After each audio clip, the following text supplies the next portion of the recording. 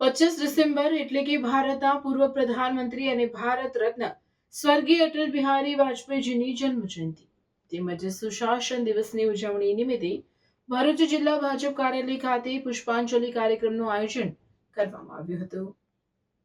કાર્યક્રમની શરૂઆત સ્વર્ગીય અટલ બિહારી વાજપેયીના પ્રતિમા ચિત્ર સમક્ષ પુષ્પાંજલિ અર્પણ કરીને કરવામાં આવી હતી।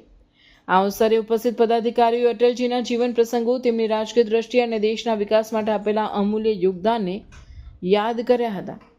સુશાસન દિવસની ઉજવણીના ભાગરૂપે અટલ બિહારી વાજપેયીજી દ્વારા અપાયેલા સુશાસનના સિદ્ધાંતો, પારદર્શક વહીવટ અને જનહિતલક્ષી નીતિઓ અંગે વિશેષ ચર્ચા કરવામાં આવી હતી। વક્તાઓએ જણાવ્યું હતું કે અટલજીના વિચારો આજના સમયમાં પણ માર્ગદર્શક બની રહ્યા છે અને તેમના પગલાઓ પરથી ચાલવું એ સચોટ શ્રદ્ધાંજલિ છે।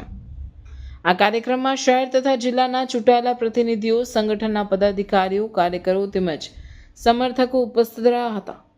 તમામે અટલજીના સ્વપ્ન સમાન મજબૂત, સમૃદ્ધ અને આત્મનિર્ભર ભારતના નિર્માણ માટે પ્રતિબદ્ધતા વ્યક્ત કરી હતી। એમના કાર્યકાળમાં ચતુર્ભુજ યોજના એ પણ શરૂ કરવામાં આવી અને આજે દેશમાં સમગ્ર જગ્યાએ આપણે જે સડકો, મોટા રસ્તાઓ જોઈએ છે તે એમની એક દેન છે। અટલ બિહારી વાજપેયી હંમેશા કહેતા કે ચલો જલાએ દીપ વહાં જહાં અભી ભી અંધેરા હૈ, અને એ રીતે અટલ બિહારી વાજપેયીજી કે જેમને 2015માં આપણા દેશના આદરણીય વડાપ્રધાન શ્રી નરેન્દ્રભાઈ મોદીએ ભારત રત્ન જાહેર કરી અને એમને એક એવોર્ડ પણ આપેલો છે, એક સન્માન આપેલું છે।